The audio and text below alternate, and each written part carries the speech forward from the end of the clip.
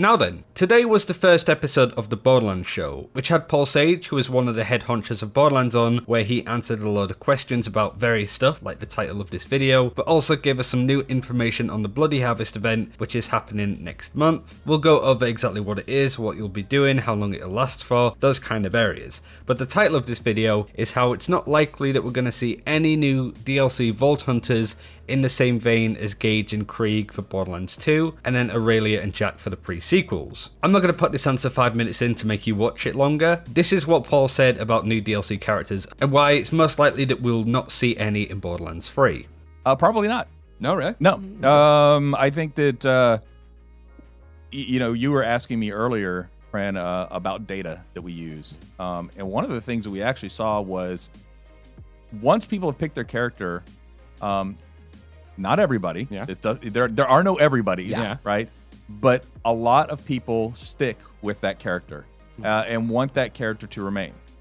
Furthermore, in Borderlands 3, what we did is we really concentrated on diversity within the characters themselves and having a lot of different builds. So that was where we put our eggs in the basket. Now, some people might want more, but I don't think that's the way to go not for Borderlands 3. Or what we'd see from data was we might see people like play 5 levels. Sure. And then Get back a to taste. their main, and get that taste. And it's one of those things where it's all those decisions you make along the way that tie you to those characters. Okay. It's worth adding that he doesn't say for certain that we're not going to get new DLC characters. It wouldn't surprise me if in like a year's time we start getting them. It really depends. Just adding in new characters like that I think would be a great way to bring in players to play for the story again. So I wouldn't say never, but I understand the reasoning of stuff like that. And I mean, if they have the data to support that players aren't going to play the new DLC characters, then fair enough. But I still think that we may see them in the future at least some point. They did say quite some time ago that they'd rather focus on the characters themselves and focus on the skill trees of the 4 existing Vault Hunters, maybe changing, reworking aspects of stuff, maybe even adding in new skill trees as a whole, making it 4 instead of 3. Especially as new DLC gets added in and the level cap goes higher from 50 to 55 to 60, whatever, that's where I can see extra talents being added in and a lot of the systems there being reworked. But we do have similar questions that were asked at the end of this video, namely, is Borderlands coming to Switch? What's happening with cross-platform? And where is Fiona from Tales from the Borderlands? But in Paul Sage's own words, what is this next Halloween event Bloody Harvest like? What should we expect? What's the general gist? So Bloody Harvest is going to start where you might expect it to start, right? It's in October. Yeah. Right? It follows a very Halloween-like theme, even though it's called Bloody Harvest, right?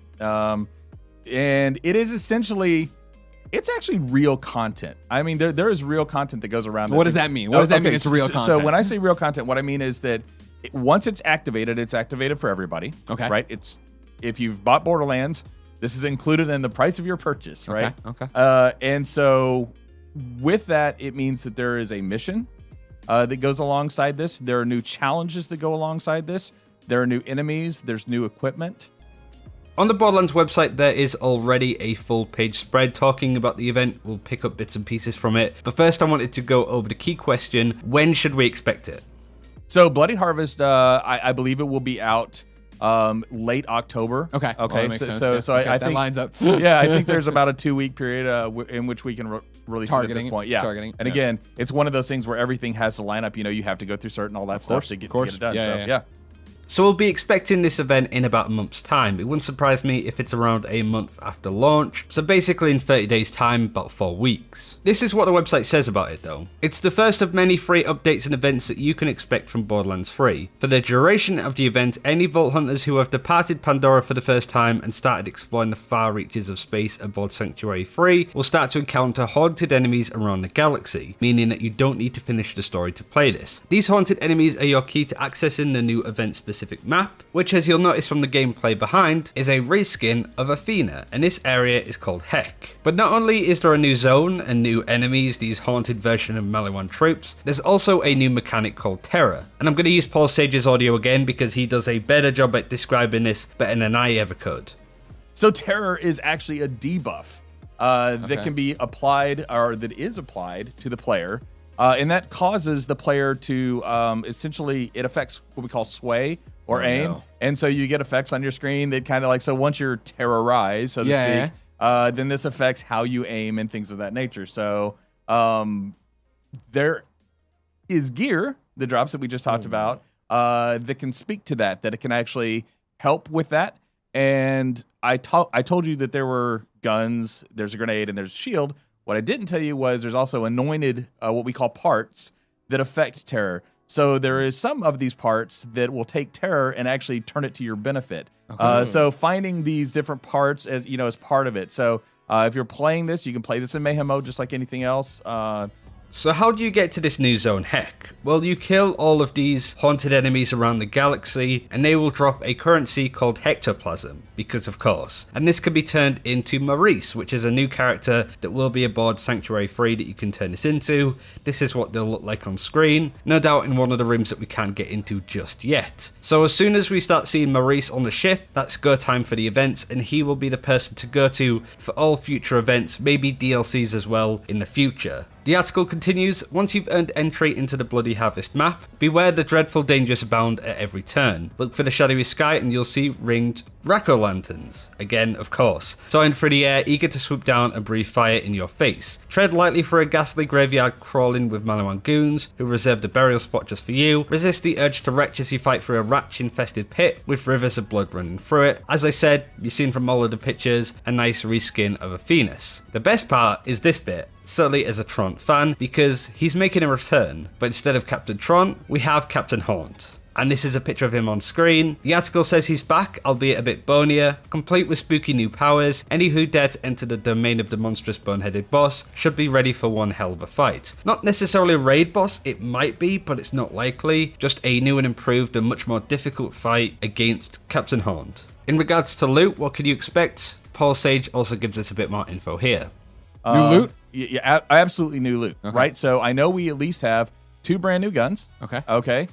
There's a new shield, and I want to tell you that there is also a new grenade mod with it as well. So, and they're themed for the event, obviously. They are themed for the event. Finishes talking about cosmetics and costumes. Bloody Harvest is also the perfect time to rock some costumes, and you'll be able to earn some new cosmetic rewards during the event. You can earn an Echo device skin, a weapon trinket, a skin for each of the 4 Vault Hunters, which I'm showing you on screen, and also applies to Moses Iron Bear and also Flax Pets, and a global weapon skin to your collection if you dedicate yourself to destroying the undead. And like we went over, there's going to be new weapons, legendary drops, and anointed weapons that take the terror debuff and make it your strength. The final 2 questions I wanted to go over are how long will it last from the event being live, to also how much content is realistically in there, how quickly we'll be done with the content if we're trying to just, dedicate a lot of time to playing it when it comes out. This will last about a month and a half. Okay. Oh, plenty of time month to and a get half. into it. Yeah, Okay, great. yeah. And again, the thing to remember about these events and these items that we just talked about, this is all something that goes away. So, limited time. Yep, it's a limited time offer. So once you've missed this, there'll be new things coming along. Don't get me wrong, but this is the time to get in and experience this. Get the loot. So, right, timing is one of those things that really depends on the people. Yeah. Right, and how fast they get through something. I think it's pretty meaty. On the mission itself, it could be, anywhere up to, I don't know, it's like 2 to 3 hours, just on that. And then there are the challenges. It really depends on the people. So the event affects the whole galaxy. There's going to be haunted enemies around. You need to go find them out in the world, kill them, get ectoplasm, watch out for the terror debuff, which is probably similar to the one in the Commander Lilith DLC, where you just gotta watch the meter, I suppose, and make sure that you don't get fully infected. Get the ectoplasm, give it into Maurice, then you'll unlock this Athenas map reskinned called Heck, where Captain Hunt will be waiting with some dead Maliwan troops with brand new legendary loot. It'll be coming out the end of next month and will be lasting about 6 weeks, so it'll be done in about December. What comes after that? Well, there was no new information on the DLC that's coming at the end of winter. Most likely that's going to be the start of 2020 in January. But what about the Maliwan takedown? This is a little bit of information that they gave on it. Again, didn't want to paraphrase, just taking it straight from the horse's mouth. Can't get into them too much. Here's what I'll say about takedowns. Takedowns are basically... if you remember Borderlands 2, we had raids. It was one big monster. This is something like it's our version now of an updated raid. Okay. Right. And we've looked at how we want to kind of balance this out. So you could go in as a lone player. I'm sure you can take this on just by yourself. Yeah, sure. Exactly. Right. But we're actually tuning more people in there. So And a lot of monsters and a lot of different areas and what's that? Got some footage? Who's giving me the missions? What's happening? That's right. That's all for next time. Well, I guess that makes sense. We need people to keep good watching tease. this show. Yeah. And speaking of people watching this show, Greg Way, Quaid James, your ass better be watching this. When Borderlands tweeted we were hosting the Borderlands. So that's all of the information that we have on the event and what it entails, but I also wanted to include some pretty key questions that were asked to Paul Sage at the end. We included the new DLC Vault Hunter one and how it's not likely we'll see anything there, but what about cross-platform? Is that going to be happening anytime soon? That's a really good one. Yeah. For reasons I have personally, which is I like playing on the multiple systems. Sure. I want them to be able to do just that. Yeah. Carry the saves over everything else on the multiple systems. So, yeah, great question. Yes, good answer provided for us. Yeah, that is actually a really good answer and very truthful. Look at everybody. Like, nobody goes to work at a gaming studio, or very few people do, who aren't gamers themselves. Sure. And so, the fact that dam broke, and it's not completely broken, but there are cracks all over the place. And so we're seeing that, and man, just all credit to first party for allowing that stuff to happen now, because it's what players want and it's good for players, and I'm super excited. Next up is a big question that no doubt a lot of us are wondering: is Borderlands 3 or any of the other Borderlands games coming to Switch anytime soon? Not unheard of, not an untapped question. I would say never soon. Okay. Okay, interesting. Yeah. That comment. And the final question that I wanted to highlight: simply put, where is Fiona from Tales from the Borderlands, and will we see her anytime soon? Fiona is very happily doing Fiona things. It's a big universe. It is a big universe, and so can't talk about where Fiona is. Okay, I like that. As long as she's out there somewhere doing something, I'm fine with it.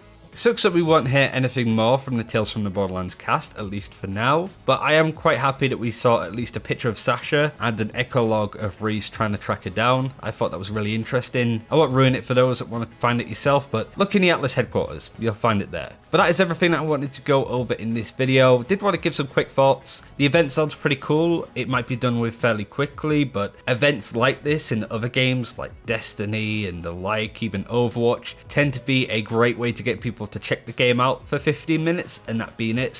But that mixed in with the Maliwan takedown, which seems like it's going to be a raid boss but a little bit bigger, and also the DLC down the line, I think we're going to have loads of content over the next at least 3 or 4 months. But I'm glad that we got all of this information on this event, which should be coming within the next 30 days or so. But thanks for watching, hope you enjoyed the video. Like and subscribe if you haven't already for more Borderlands stuff, and until next time, take care, see you then.